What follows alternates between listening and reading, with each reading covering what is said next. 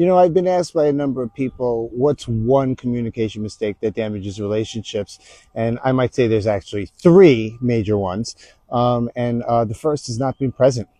While you're in a relationship and you're having conversations with your partner, your business partner, your client, whatever the situation is, it's just, a matter of like be where you are, not where you're going, right? So be fully present to that conversation and that interaction.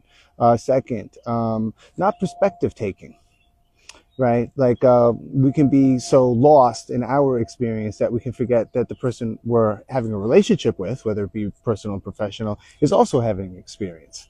And understanding their side of that experience actually is key in working through any kind of difficulties you may be having regarding like seeing eye to eye.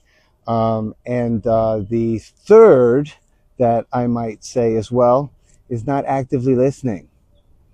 When people speak to each other, even check this out for yourself. Next time you're in a conversation and you're the listener time, really think about when you're actually turning off your listening and you're starting to formulate what you're about to answer, right? It'll speak for itself, actually.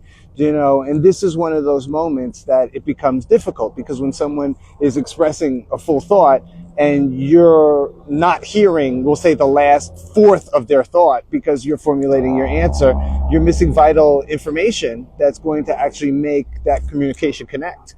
So those would be the three primary reasons that I believe that takes place, and different ways to solve them. It's interesting, being in relationships and the role that communication plays in them.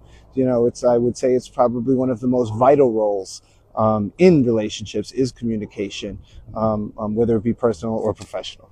Hope you found this useful. Have an amazing rest of your day. Off with my walk. Later.